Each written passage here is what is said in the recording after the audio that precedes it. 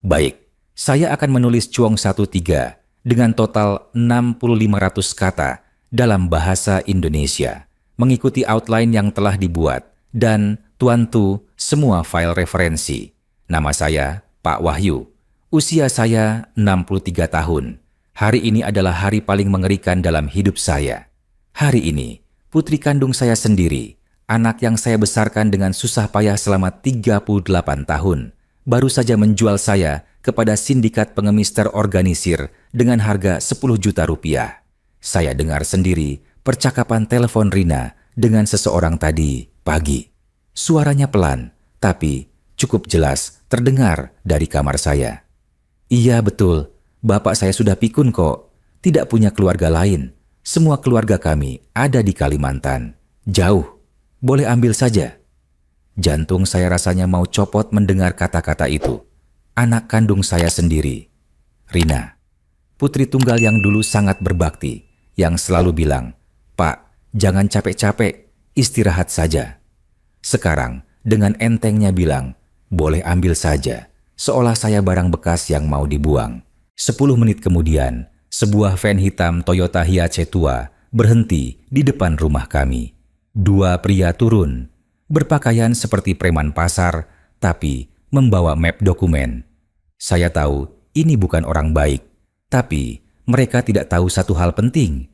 Saya tidak pikun, saya masih sangat waras, dan saya sudah mengirim lokasi saya lewat GPS jam tangan yang kusembunyikan, jam pemberian cucu saya, Reza, yang selalu peduli pada kakeknya.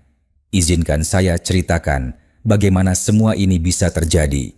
Bagaimana seorang ayah yang selama puluhan tahun bekerja keras untuk keluarga, akhirnya dijual seperti barang dagangan oleh anaknya sendiri. Nama lengkap saya Wahyu Santoso. Saya pensiunan pegawai kelurahan di Jakarta Timur. Selama 35 tahun saya bekerja di sana, tidak pernah korupsi walau gaji pas-pasan. Setiap bulan dapat 4,5 juta dari pensiun. Tidak besar, tapi cukup untuk makan dan obat-obatan saya. 5 tahun lalu, istri saya, Ibu Siti, meninggal karena stroke. Waktu itu Rina masih tinggal bersama kami. Dia sangat merawat ibunya sampai napas terakhir.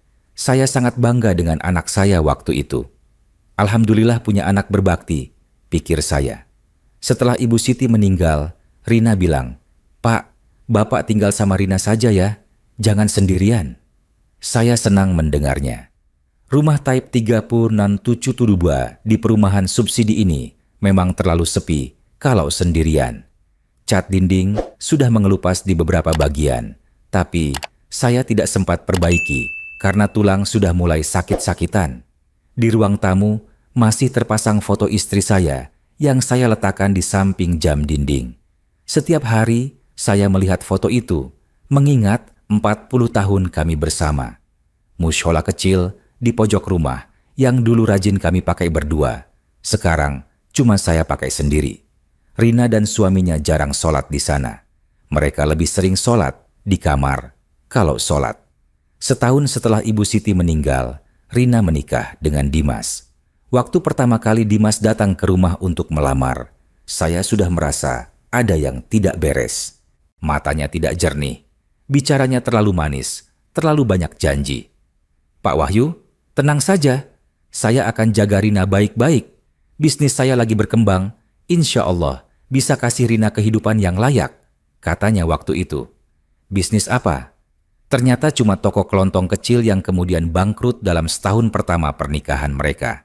Dimas bukan orang yang bisa dipercaya, tapi Rina sudah terlanjur cinta. Saya sebagai bapak cuma bisa mendoakan yang terbaik. Sejak menikah dengan Dimas, Rina berubah. Perlahan-lahan, tidak drastis, tapi saya merasakannya. Dulu dia selalu tanya, "Bapak sudah makan belum?" Sekarang dia lewat saja tanpa lirik. Dulu dia masak makanan kesukaan saya, tempe goreng kering, sambal terasi, ikan asin. Sekarang dia masak asal-asalan, kadang cuma beli nasi warteg untuk saya. "Uang pensiun Bapak berapa sih per bulan?" tanya Rina suatu hari. Nada bicaranya sudah berbeda, tidak lembut lagi seperti dulu. 4,5 juta nak, jawab saya jujur. "Kok segitu doang sih Pak?" Pak Harto tetangga sebelah pensiunnya dapat 7 juta loh, komentarnya sambil cemberut. Dimas yang mendengar langsung nyeletuk dari belakang. Ya iyalah, Pak Harto kan PNS golongan 3A. Bapak cuma IAID, beda jauh lah. Saya cuma diam, hati saya sakit mendengarnya. Tapi saya ingat ajaran Ibu Siti dulu. Pak, jangan pernah marah sama anak, sabar saja, namanya juga keluarga. Tapi kesabaran saya mulai diuji lebih berat lagi. Dimas makin sering marah-marah tanpa alasan jelas. Kalau bisnis toko kelontongnya rugi, dia pulang dengan wajah masam dan bentak-bentak semua orang di rumah. Pak, geser dikit dong, saya mau duduk. Bentaknya suatu malam, waktu saya duduk di sofa, ruang tamu nonton TV. Padahal, sofa masih kosong banyak tempat. Saya geser pelan-pelan. Lutut saya sakit kalau berdiri terlalu cepat.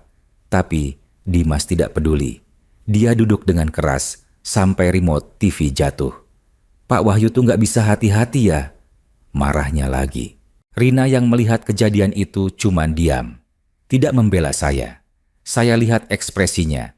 Ada rasa bersalah, tapi dia tidak berani melawan suaminya. Malam itu saya menangis sendiri di kamar. Kamar belakang yang sempit, dengan spray lusuh yang sudah bertahun-tahun tidak diganti. Saya berdoa tahajud, Ya Allah, berikanlah kesabaran pada hamba-Mu ini. Ujilah aku, tapi jangan uji keimanan aku pada anak kandungku sendiri. Seminggu yang lalu, saya mendengar sesuatu yang membuat darah saya dingin.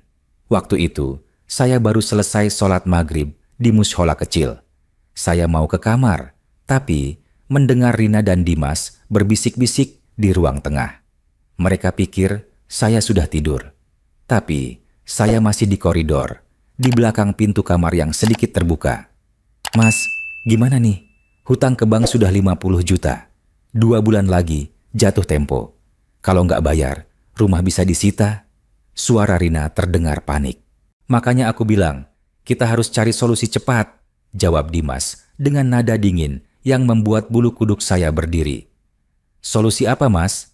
Tanya Rina. Dengar-dengar dari temen, ada yang bisa bantu. Mereka kasih uang 10 juta per orang. Orang tua yang sudah tidak terurus, mereka tampung. Kita tinggal serahin, dapat uang langsung. Hati saya langsung dagdikduk. Apa maksud mereka? Tapi Mas, itu kan Bapak sendiri. Suara Rina mulai gemetar. Justru karena Bapak kamu, kita yang repot. Pensiun segitu habis buat makan obat doang. Kita nggak dapat apa-apa. Mending daripada ngerawat terus sampai kapan. Lagian, Bapak kamu kan nggak ada keluarga lain. Cuma kita. Gampang urusannya. Mas, ini dosa nggak sih? Dosa apaan? Kita kan nggak bunuh. Cuman ngasih ke orang yang bisa jagain dia. Kita dapat uang, Bapak kamu juga dijagain. Win-win solution. Saya tidak kuat mendengar lebih lanjut. Saya masuk kamar, menutup pintu pelan-pelan, dan menangis dalam diam. Bantal saya basah oleh air mata. Anak kandung saya sendiri, Rina, mau menjual saya. Malam itu saya tidak bisa tidur. Pikiran saya berputar-putar. Mau lari kemana? Saya sudah tua, tulang sakit-sakitan, tidak punya saudara lain. Teman-teman kantor dulu sudah pada meninggal atau kehilangan kontak. HP saya pun sudah disembunyikan oleh Rina sejak sebulan lalu dengan alasan, buat apa Pak? Toh nggak ada yang telepon. Tapi saya ingat satu hal, cucu saya, Reza, anak dari kakak Rina yang meninggal kecelakaan motor 5 tahun lalu. Reza tinggal di kos-kosan di Depok karena kuliah di UI. Dia masih kuliah semester akhir, umur 20 tahun. Setiap 2 minggu sekali, dia datang menjenguk saya, bawa makanan, ngobrol, tanya kabar. Kakek nggak apa-apa tinggal sama Tante Rina? Tanyanya minggu lalu. Alhamdulillah baik nak, kamu fokus kuliah saja. Jangan khawatir, jawab saya sambil tersenyum. Saya tidak mau Reza khawatir. Dia sudah kehilangan ayahnya. Saya tidak mau dia stres memikirkan kakeknya juga. Tapi Reza sepertinya merasakan ada yang aneh. Sebelum pulang, dia kasih saya sebuah jam tangan pintar. Kakek, ini jam dari Reza. Ada GPS-nya, kek. Kalau kakek kemana-mana, Reza bisa tahu lokasinya. Sekalian buat health tracking juga. Kakek kan jantungnya harus dijaga. katanya sambil pasangkan jam itu di tangan saya.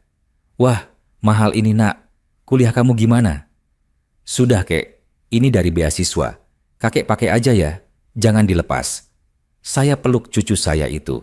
Dalam hati saya berdoa, ya Allah, jagalah anak ini. Dia satu-satunya harapan kakek sekarang. Jam tangan itu saya sembunyikan di bawah lengan baju panjang saya. Rina dan Dimas tidak tahu. Pagi ini, semua rencana jahat mereka dimulai. Pukul 6.06 pagi, saya terbangun karena bau masakan dari dapur. Aneh. Biasanya Rina tidak pernah masak pagi-pagi. Saya keluar dari kamar, berjalan pelan karena pinggang masih kaku setelah bangun tidur. Di dapur, Rina sedang masak bubur ayam. Bubur kesukaan saya. Sudah berapa lama dia tidak masakin ini? Pagi, Pak. Duduk sini, Rina buatin bubur. Katanya dengan senyum yang terlalu manis. Senyum palsu. Kok tiba-tiba masak bubur, nak? Tanya saya curiga. Ah, bapak ini. Nggak boleh ya anak perhatian sama bapaknya. Ayo makan yang banyak. Nanti seharian bapak nggak makan lagi. Jantung saya berdebar. Nanti seharian nggak makan lagi. Apa maksudnya? Nak, bapak mau kemana emang?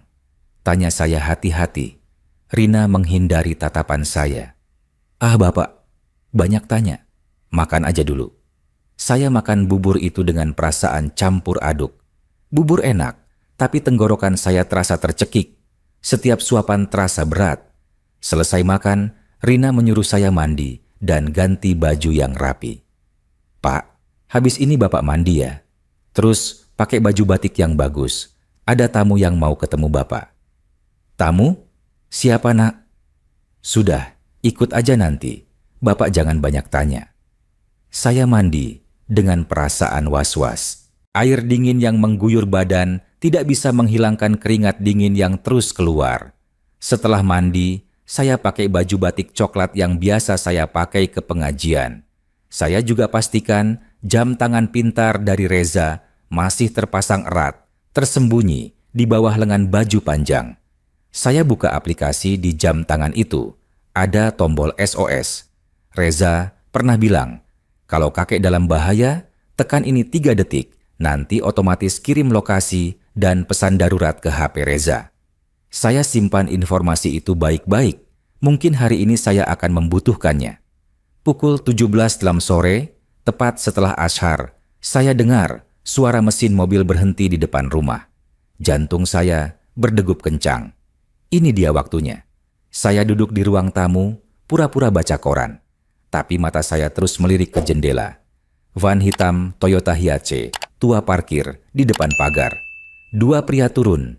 Yang satu berbadan besar, pakai kaos hitam lengan panjang dan celana jeans compang-camping.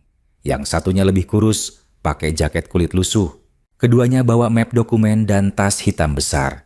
Rina membuka pintu untuk mereka. Saya dengar percakapan mereka di teras. Ini orangnya? Tanya pria berbadan besar itu. Iya, bapak saya. Sesuai yang saya telepon tadi pagi, jawab Rina dengan nada datar. Umur berapa? 63 tahun. Kondisi sehat, cuma jalan agak pelan karena rematik, tapi masih kuat kok. Mereka bicara tentang saya seolah saya barang dagangan. Saya gigit bibir, menahan amarah. Keluarga lain? Tidak ada. Bapak saya sudah pikun, nggak punya keluarga lain. Keluarga kami semua di Kalimantan. Jauh. Tidak ada yang peduli. Saya tidak pikun. Saya ingin berteriak, tapi saya tahan. Saya harus tetap tenang. Saya harus merekam semua ini dalam ingatan. Baik, uangnya 10 juta tunai, sesuai kesepakatan. Ini, kata pria itu sambil serahkan amplop coklat tebal ke Rina. Rina menerima amplop itu dengan tangan gemetar. Saya lihat dari celah pintu, tangannya bergetar, tapi dia tetap mengambil uang itu. Dimas yang berdiri di belakangnya tersenyum puas. Kemudian mereka masuk ke ruang tamu. Saya pura-pura kaget.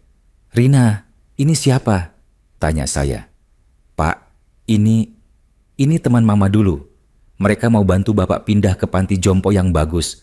Gratis, Pak. Bapak akan dirawat dengan baik di sana, kata Rina tanpa berani menatap mata saya. Panti jompo? Kenapa tiba-tiba? Kenapa Rina nggak bilang dari dulu? Tanya saya. Masih pura-pura polos. Pria berbadan besar itu maju selangkah, senyum tipis di wajahnya yang keras. Pak Wahyu, kami dari yayasan sosial. Kami bantu orang tua yang kurang terurus dapat tempat tinggal yang layak. Bapak akan senang di sana. Banyak teman sebaya. Bohong. Saya tahu ini bohong. Tapi saya tidak bisa lawan mereka berdua sendirian. Saya tidak mau. Saya mau tinggal di sini sama Rina, kata saya sambil mundur selangkah. Pak, sudah. Ini untuk kebaikan Bapak. Kami sibuk, nggak bisa jaga Bapak terus. Di sana Bapak lebih terurus, kata Rina dengan nada datar. Tidak ada emosi, seolah dia sedang membuang sampah. Rina, kamu anak kandung Bapak. Masa kamu buang Bapak begini saja? Suara saya mulai bergetar. Rina tidak menjawab. Dia menunduk. Dimas yang menjawab, Pak Wahyu, jangan bikin susah. Ayo ikut dengan baik-baik. Pria berbadan besar itu maju, pegang lengan saya dengan keras. Pak, kami buru-buru. Ayo naik ke mobil sekarang. Saya tidak bisa melawan. Tenaga saya tidak kuat. Saya hanya bisa pasrah sambil dalam hati berdoa. Ya Allah, selamatkan hamba-Mu. Saat itu juga, saya tekan tombol SOS di jam tangan saya. 3 detik, pesan darurat terkirim ke Reza. Lokasi GPS saya sekarang bisa dilacak. Mereka dorong saya pelan ke van hitam itu. Tidak ada pelukan, tidak ada pamit. Rina cuma berdiri di pintu, memegang amplop coklat itu dengan wajah datar. Mata kami bertemu sebentar. Saya lihat ada kilat penyesalan di matanya. Tapi dia langsung alihkan pandangan. Pintu van ditutup keras, mesin dihidupkan. Dan kami mulai melaju meninggalkan rumah yang sudah saya tinggali selama 40 tahun. Di dalam van, saya tidak sendirian. Ada 3 orang tua lainnya duduk di bangku belakang. Seorang nenek kurus dengan rambut putih kusut, mukanya pucat dan matanya sembab seperti habis menangis. Seorang kakek dengan punggung bungkuk, pakai baju lusuh dan sarung compang-camping. Dan seorang nenek lagi yang terus memeluk tas kecil di dadanya, gemetar ketakutan. Mereka semua ketakutan. Mata mereka kosong. Beberapa menangis pelan. Saya duduk di samping nenek yang kurus itu. Dia lirik saya sebentar, lalu bisik pelan. Bapak juga dijual anak sendiri? Pertanyaan itu seperti tikaman pisau di dada saya. Tapi saya angguk pelan. Saya juga, katanya sambil air mata menetes lagi. Anak tiri saya jual saya 8 juta. Dia bilang, saya cuma beban. Padahal saya yang rawat dia dari kecil waktu mamanya meninggal. Kakek yang punggungnya bungkuk itu ikut berbicara. Suaranya parau. Anak kandung saya bilang mau taruh saya di panti. Ternyata dijual ke sindikat pengemis. Saya dengar sendiri mereka terima uang. Hatiku hancur mendengar cerita-cerita mereka. Betapa kejinya anak-anak yang menjual orang tua mereka sendiri demi uang, demi hutang, demi kebebasan dari beban. Tapi saya tidak boleh putus asa. Saya punya harapan. Jam tangan di lengan saya. GPS yang masih aktif. Reza pasti sudah menerima pesan darurat saya. Dia pasti akan menghubungi polisi. Saya harus tetap hidup sampai bantuan datang. Saya bisik pelan ke nenek di samping saya. Nenek, saya sudah kirim lokasi ke cucu saya lewat GPS jam tangan ini. Bantuan akan datang. Kita harus bertahan. Mata nenek itu membesar. Beneran, Pak? Insya Allah. Kita doakan saja. Allah pasti tolong kita. Nenek itu mulai tersenyum sedikit, walaupun air matanya masih menetes. Kakek yang punggungnya bungkuk itu meraih tangan saya, genggam erat. Terima kasih, Pak.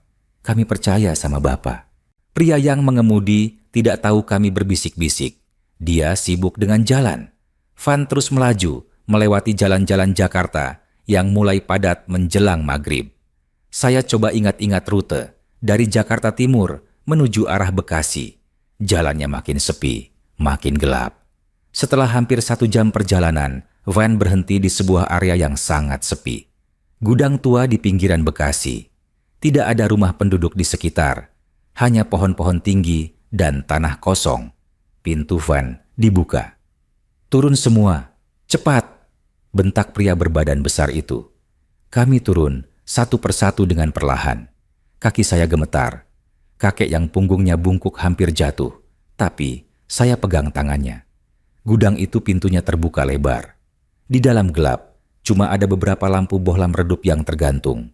Tapi saya bisa lihat, ada puluhan orang tua lainnya di sana, duduk di tikar lusuh. Beberapa terbaring lemah. Kondisi mereka mengenaskan. Bau pesing dan bau tidak sedap menyeruak. Tempat ini seperti kandang hewan, bukan tempat untuk manusia. "Masuk! Cepat!" teriak pria itu lagi, sambil dorong kami masuk. Di dalam, seorang pria, paruh baya dengan papan klip dan pulpen berdiri. Dia seperti koordinator. Mata tajam, wajah keras. Dia catat nama kami, satu persatu. "Nama?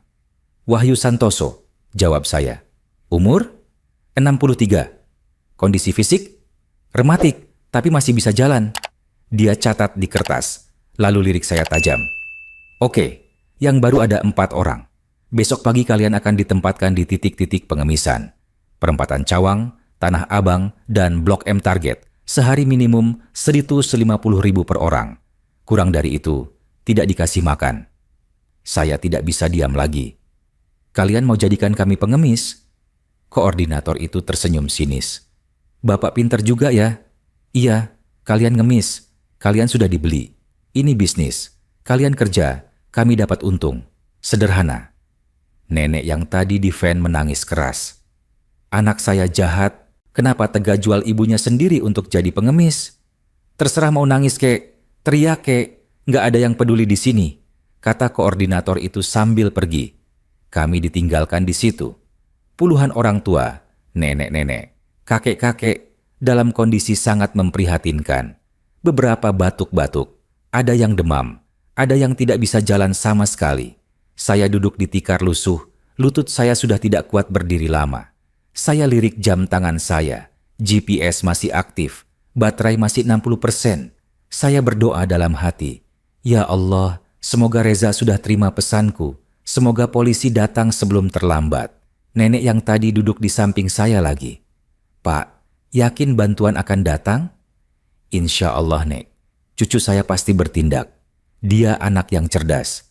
Kita harus yakin." Saya coba tenangkan orang tua lain juga.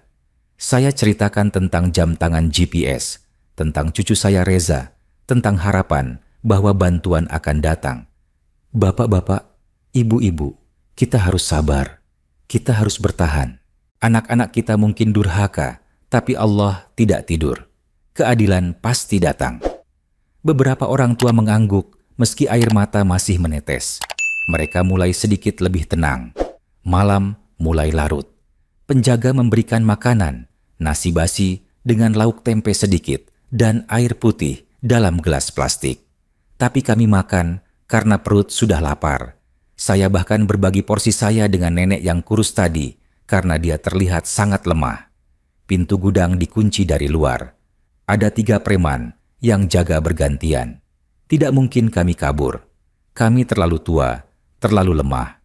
Saya duduk di pojok, bersandar pada tembok dingin. Saya sholat Isya dengan penuh khusyuk, memohon pertolongan Allah. "Ya Allah, Engkau Maha Mendengar, Maha Melihat. Hamba-Mu ini dan puluhan orang tua di sini adalah hamba-hamba-Mu yang lemah. Kami dizalimi oleh anak-anak kami sendiri.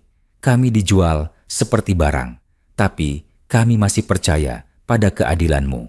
Selamatkanlah kami, ya Allah. Kirimkanlah bantuan dan berilah balasan yang setimpal untuk anak-anak durhaka yang telah menjual orang tua mereka sendiri." Saya angkat tangan, air mata mengalir. Di sekeliling saya, orang tua lain juga mulai berdoa. Suara isak tangis bercampur doa memenuhi gudang tua itu. Malam makin larut. Saya cek jam tangan lagi, pukul 22.15. Baterai tinggal 45%. GPS masih aktif. Saya kirim pesan singkat lagi lewat aplikasi jam tangan. "Reza, kakek di gudang Bekasi, puluhan korban. Tolong hubungi polisi. Cepat." Saya tidak tahu apakah pesan itu terkirim atau tidak. Sinyal di sini lemah. Tapi saya harus coba. Setelah itu, saya coba tidur. Badan saya sudah sangat lelah. Pinggang sakit, kaki kram. Tapi pikiran saya tidak bisa tenang. Saya ingat masa-masa dulu. Waktu Rina masih kecil. Waktu dia masih memanggil saya Bapak dengan penuh kasih sayang. Waktu dia masih peluk saya setiap pulang kerja. Waktu dia bilang, "Bapak, aku sayang sama Bapak." Kemana perginya anak itu? Anak yang dulu berbakti, sekarang tega menjual bapaknya sendiri demi 10 juta rupiah. Apakah uang lebih berharga dari darah daging sendiri? Apakah hutang lebih penting dari bakti kepada orang tua? Saya tidak mengerti. Saya tidak akan pernah mengerti. Tapi saya tahu satu hal. Allah itu adil. Balasan pasti akan datang. Mungkin tidak hari ini, mungkin tidak besok. Tapi pasti akan datang. Saya tutup mata, mencoba tidur di tikar lusuh itu. Di sekeliling saya, orang tua lain juga mencoba tidur. Ada yang menangis dalam diam, ada yang bergumam doa, ada yang sudah pingsan karena terlalu lelah dan sakit. Kami semua adalah korban. Korban dari anak-anak durhaka. Korban dari sistem yang kejam. Korban dari dunia yang sudah kehilangan empati terhadap orang tua. Tapi kami belum menyerah. Kami masih punya harapan. Harapan bahwa keadilan akan datang. Harapan bahwa Reza, cucu saya yang baik itu, sudah menghubungi polisi. Harapan bahwa bantuan sudah dalam perjalanan menuju kami. Saya pegang erat jam tangan di lengan saya. Ini adalah satu-satunya harapan kami. Satu-satunya jembatan antara kami dan dunia luar yang masih peduli. Ya Allah, percepatkanlah bantuan. Bisik saya sebelum akhirnya mata saya terpejam karena kelelahan. Total, 60 bitapu sila 3 kata. Baik, saya akan menulis cuong 46 dengan total A6500 kata dalam bahasa Indonesia, mengikuti outline yang telah dibuat.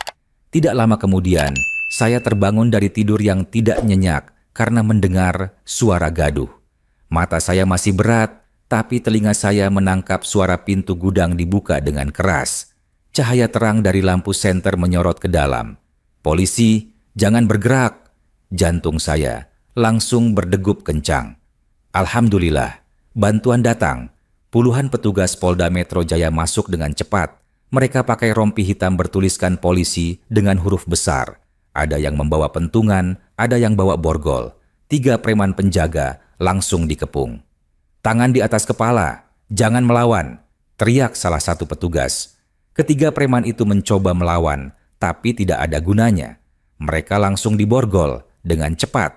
Koordinator sindikat yang tadi sempat tidur di ruang terpisah mencoba kabur lewat pintu belakang, tapi 2 petugas sudah menghadangnya. "Kemana mau lari? Menyerah sekarang!" bentak petugas sambil tahan koordinator itu dan banting ke tanah. Di tengah kegaduhan itu, saya mendengar suara yang sangat saya kenal.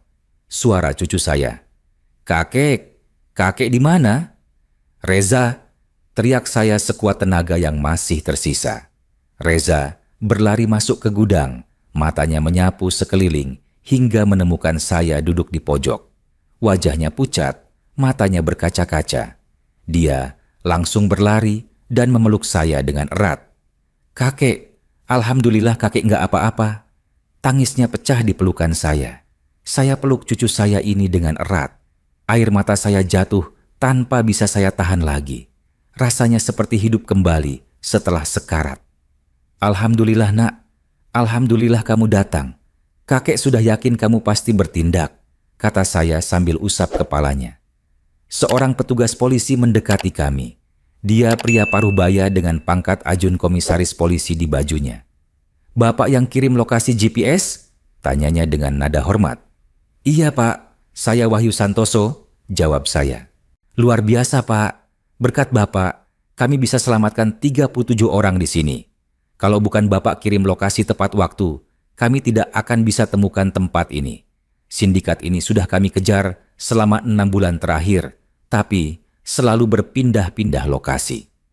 "Alhamdulillah Pak, saya cuma berusaha selamatkan diri dan orang tua ini. Mereka semua korban Pak, dijual anak-anak mereka sendiri." AKP itu mengangguk paham. Ekspresinya berubah sedih. "Kami sudah dengar ceritanya Pak. Ini sangat miris, tapi tenang, semuanya akan kami proses hukum. Yang jual orang tua mereka juga akan kami tangkap. Saya ingat Rina, anak saya. Jantung saya terasa sakit lagi. Pak polisi, anak saya, Rina, dia yang jual saya. Tapi saya tidak tahu apakah saya sanggup lihat dia ditangkap, kata saya pelan. AKP itu menatap saya dengan pandangan penuh empati. Pak Wahyu, saya mengerti perasaan Bapak, tapi ini bukan hanya soal Bapak. Ini soal 37 orang tua lain yang juga dijual. Kalau kami tidak proses secara hukum, sindikat seperti ini akan terus beroperasi dan banyak orang tua lain yang akan jadi korban. Saya mengangguk lemah. Dia benar. Ini bukan hanya tentang saya. Ini tentang keadilan untuk semua korban. Baik Pak, saya akan bantu proses hukum. Saya akan jadi saksi, kata saya mantap. Ambulans datang tidak lama kemudian. Para medis langsung memeriksa kondisi semua korban. Banyak yang harus dibawa ke rumah sakit karena dehidrasi, tekanan darah tinggi, dan kondisi lemah. Nenek yang tadi duduk di sebelah saya juga dibawa ke RS karena kadar gula darahnya drop. Saya sendiri diperiksa, tapi alhamdulillah kondisi masih stabil. Cuma kelelahan dan tekanan darah sedikit naik. Saya dikasih infus di tempat, lalu diizinkan pulang bersama Reza. Kakek mau pulang ke rumah Reza saja ya? Kakek nggak mau ke rumah itu lagi, kata saya sambil genggam tangan Reza. Iya kek, kakek tinggal sama Reza saja. Reza sudah siapkan kamar untuk kakek, jawab Reza sambil senyum walaupun matanya masih basah. Di mobil polisi yang mengantar kami, saya bertanya pada Reza, "Nak, kamu dapat pesan kakek jam berapa?" Jam 17.10 kek. Pas Reza baru keluar dari kampus. Reza langsung panik, langsung hubungi polisi. Terus Reza ikut mereka lacak lokasi GPS kakek. Untungnya GPS-nya aktif terus, jadi bisa dilacak sampai ke gudang itu.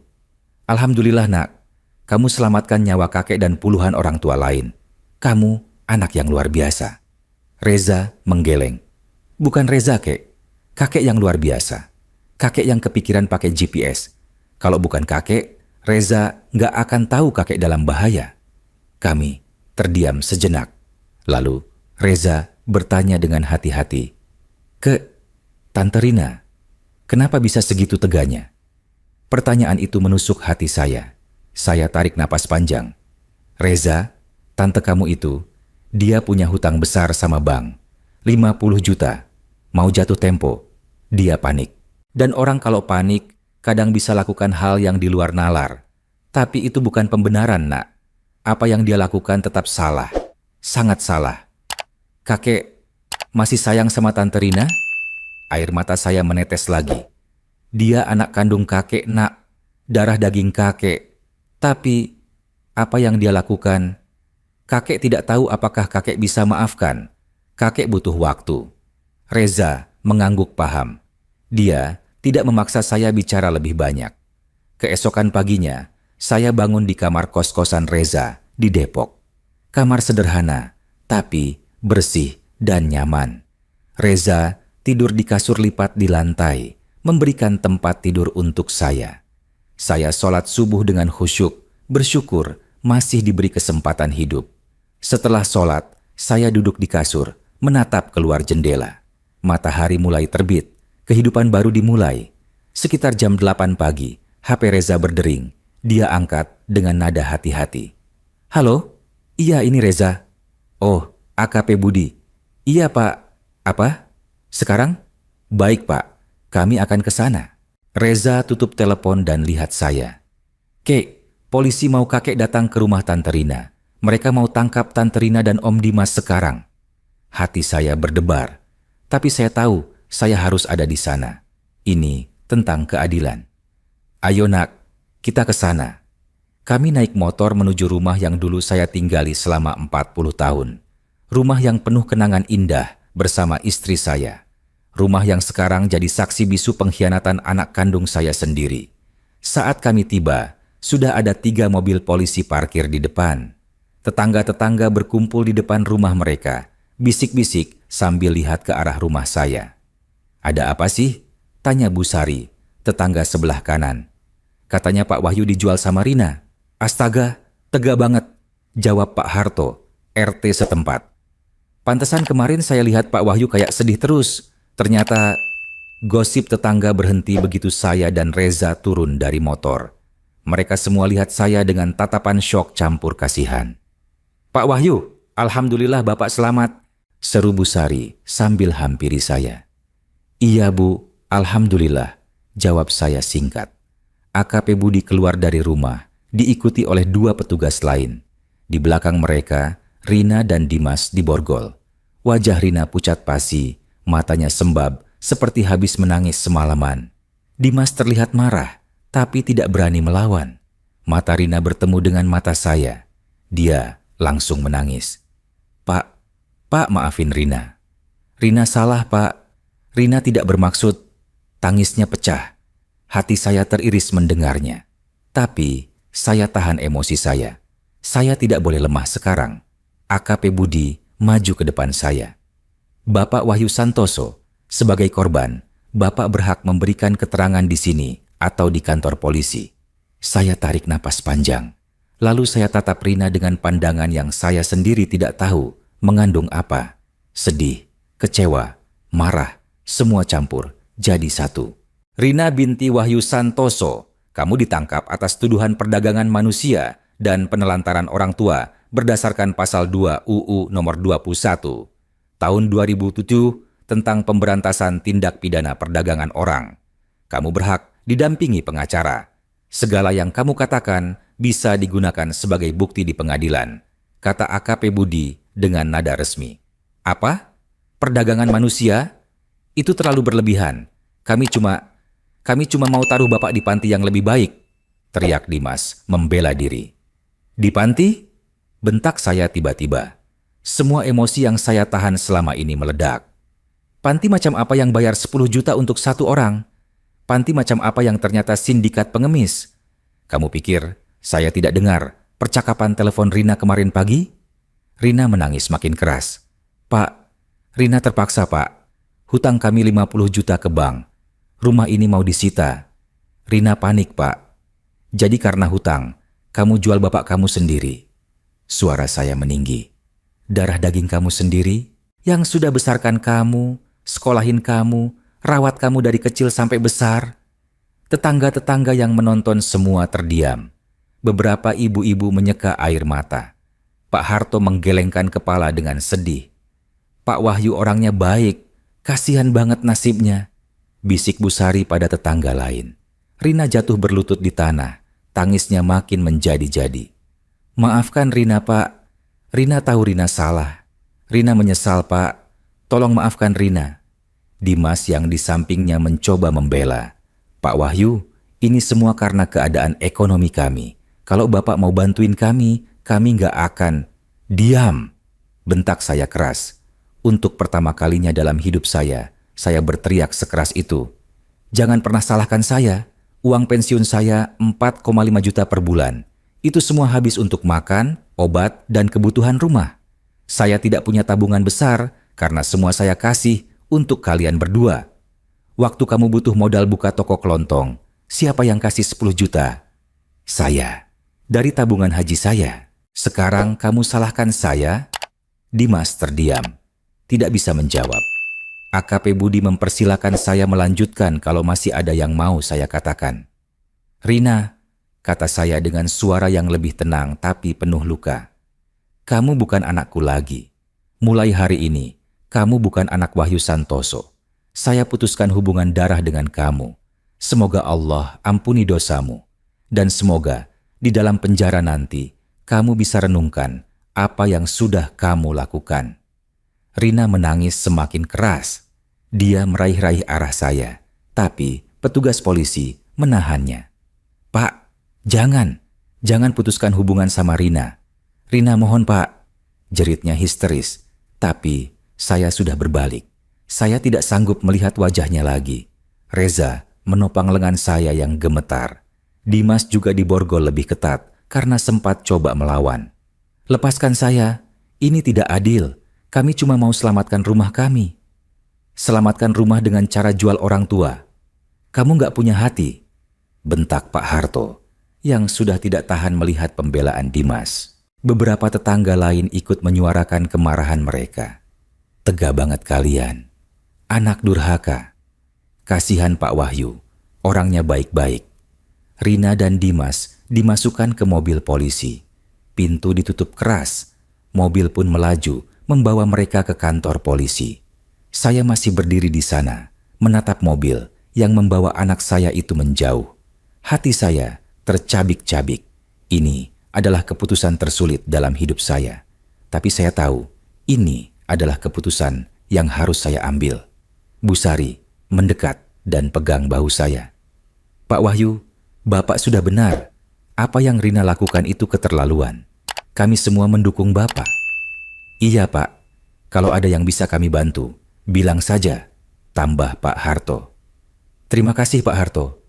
Bu Sari, kata saya dengan suara serak. Reza memeluk saya. Kek, ayo kita pulang. Kakek butuh istirahat. 3 bulan berlalu sejak hari itu. Proses hukum berjalan cepat karena bukti-bukti sangat jelas. Saya dan 3 kulam korban lain memberikan kesaksian di pengadilan. Koordinator sindikat dan ketiga preman penjaga divonis 12 tahun penjara atas tuduhan perdagangan manusia dan pemerasan. Rina divonis 5 tahun penjara. Dimas divonis 7 tahun karena dia yang mendorong dan merencanakan semuanya. Saya hadir di pengadilan saat putusan dibacakan. Rina menangis, tapi saya tidak menitikan air mata lagi. Saya sudah habis menangis. Setelah putusan dibacakan, hakim membacakan pertimbangan hukum. Terdakwa telah melanggar kepercayaan paling fundamental dalam masyarakat, kepercayaan antara anak dan orang tua. Perbuatan terdakwa bukan hanya melanggar hukum, tetapi juga melanggar nilai-nilai kemanusiaan dan agama. Majelis hakim berharap hukuman ini menjadi pembelajaran bagi terdakwa dan masyarakat luas bahwa orang tua adalah amanah yang harus dijaga, bukan dijual. Media massa memberitakan kasus ini secara luas. Saya bahkan diwawancara oleh beberapa stasiun TV. Judulnya, Kakek Pahlawan Selamatkan 37 Korban Perdagangan Manusia. Polda Metro Jaya memberikan penghargaan kepada saya atas keberanian dan kecerdasan menggunakan teknologi GPS untuk menyelamatkan diri dan korban lainnya. Pak Wahyu adalah contoh bahwa orang tua kita itu tangguh. Beliau tidak menyerah dan berkat beliau 37 nyawa terselamatkan dan sindikat jahat ini dibongkar, kata Kapolda Metro Jaya saat menyerahkan penghargaan. Saya juga diminta menjadi narasumber di beberapa acara penyuluhan tentang perdagangan manusia dan pentingnya berbakti kepada orang tua. Hidup saya sekarang berbeda. Saya tinggal bersama Reza di kos-kosannya yang kecil tapi nyaman. Reza sangat perhatian, masak untuk saya, antar saya ke dokter, menemani saya ke pengajian di masjid dekat kos. Kek, Reza bersyukur punya kakek, seperti kakek. Reza belajar banyak dari kakek tentang kekuatan, kesabaran, dan keimanan, kata Reza suatu malam saat kami makan malam bersama. Kamu juga anak yang luar biasa, nak. Tanpa kamu, kakek mungkin sudah tidak ada di dunia ini. Kamu penyelamat kakek. Reza tersenyum. Kakek yang selamatkan diri kakek sendiri dengan kepikiran pakai GPS. Reza cuma alat Allah untuk menolong kakek. Saya tersenyum mendengar kebijaksanaan cucu saya ini. 6 bulan setelah kejadian itu, menjelang Idul Fitri, saya menerima surat dari penjara. Dari Rina. Saya ragu membukanya. Tapi akhirnya, saya buka juga. Isinya singkat. Bapak yang saya hormati dan saya kasihi, Rina tidak tahu harus mulai dari mana. Rina tahu kata maaf tidak cukup untuk menebus apa yang Rina lakukan. Setiap hari di dalam penjara ini, Rina menangis menyesali perbuatan Rina.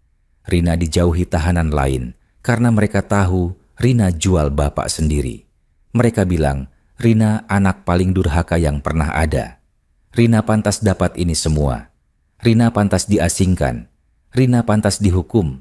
Tapi bapak, walau Rina tahu Rina tidak layak, Rina mohon, suatu hari nanti, Kalau Bapak sudah ikhlas, izinkan Rina meminta maaf langsung di depan Bapak. Rina ingin sungkem di kaki Bapak dan mohon maaf atas semua kesalahan Rina. Rina tidak meminta Bapak untuk memaafkan sekarang. Rina hanya mohon, jangan hapus Rina sepenuhnya dari ingatan Bapak. Rina yang menyesal, Rina. Air mata saya jatuh membaca surat itu. Hati saya masih sakit, masih marah. Tapi ada secercah sesuatu. Mungkin suatu hari nanti saya bisa memaafkan. Tapi tidak hari ini. Tidak dalam waktu dekat. Saya lipat surat itu dan simpan di laci. Apakah kakek akan balas suratnya? Tanya Reza yang melihat saya membaca surat.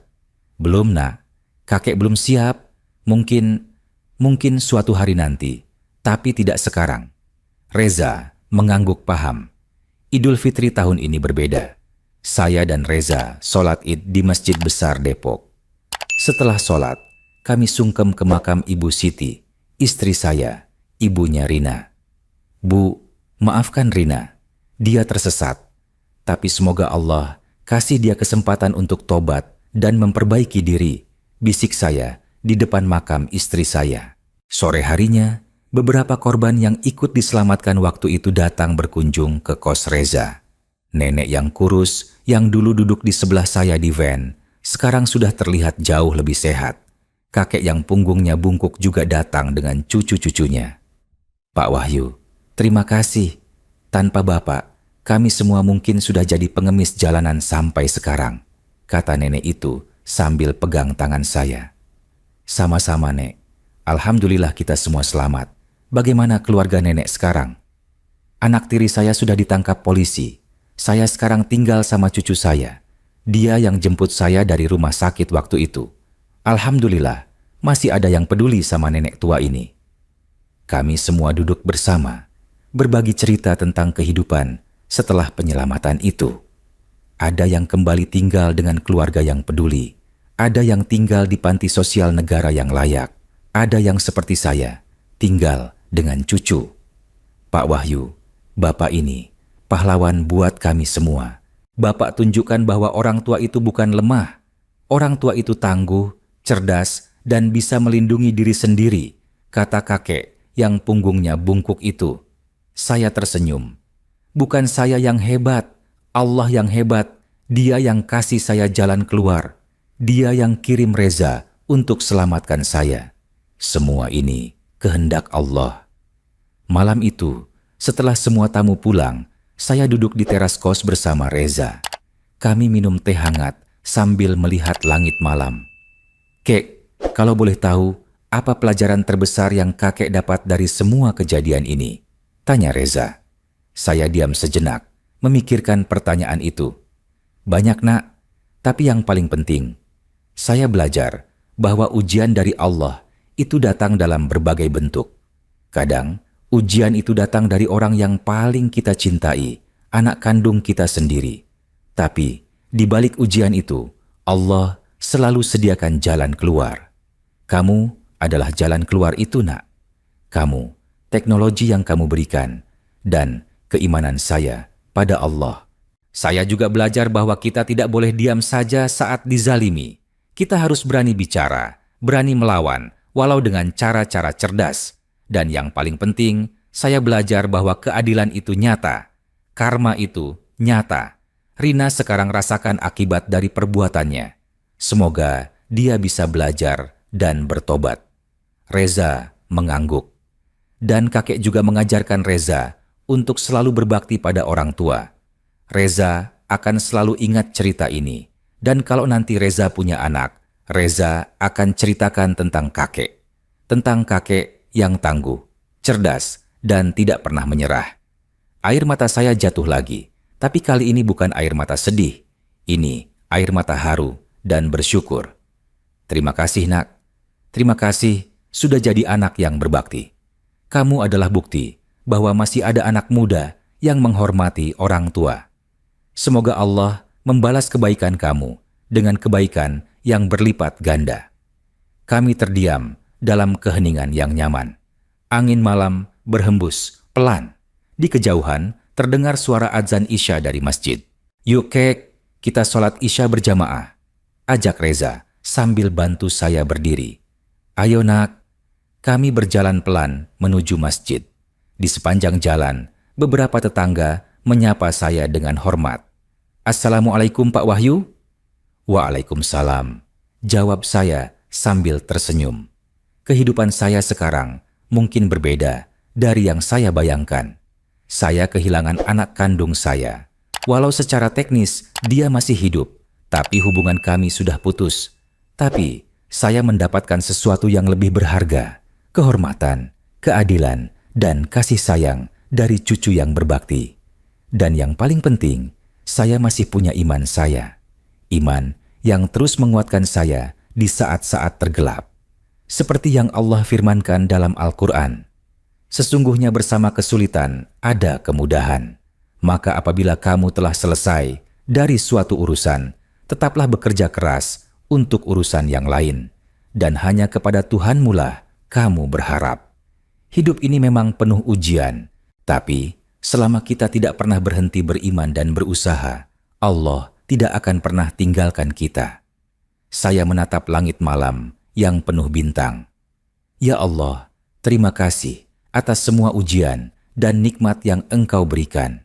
Semoga sisa hidup saya bisa saya gunakan untuk hal-hal yang bermanfaat. Dan semoga Rina bisa mendapat hidayah untuk bertobat dan menjadi anak yang lebih baik. Itulah cerita saya. Cerita tentang seorang ayah yang dijual anaknya sendiri, tapi tidak pernah kehilangan iman dan harapan. Pesan saya untuk semua anak-anak di luar sana, jangan pernah anggap orang tua kalian sebagai beban. Mereka adalah amanah dari Allah. Mereka sudah besarkan kalian, sekolahin kalian, rawat kalian sejak kecil. Sekarang giliran kalian berbakti kepada mereka. Untuk semua orang tua, jangan pernah malu untuk meminta bantuan kalau kalian merasa terancam atau tidak dihargai oleh anak kalian. Hubungi keluarga lain, tetangga, RT, RW, atau polisi. Kalian punya hak untuk dilindungi. Dan untuk semua orang, ingatlah selalu bahwa Allah itu Maha Adil. Kebaikan akan dibalas kebaikan. Keburukan akan dibalas keburukan. Mungkin tidak hari ini, mungkin tidak besok, tapi pasti akan datang. Hargai orang tua kalian selagi mereka masih hidup. Jangan sampai kalian menyesal ketika mereka sudah tiada. Apakah kalian pernah mengalami hal serupa? Bagaimana kalian menghadapi anak yang tidak berbakti? Share cerita ini ke keluarga kalian sebagai pengingat untuk selalu berbakti pada orang tua. Komen di bawah kalian setuju bahwa hukuman 5 tahun penjara untuk Rina itu pantas atau tidak. Subscribe untuk cerita keluarga Indonesia lainnya yang penuh pembelajaran. Dari kota mana kalian menonton video ini? Terima kasih sudah menyimak cerita saya sampai akhir. Wassalamualaikum warahmatullahi wabarakatuh. Total 6 ya plus 5 turu sempat kata.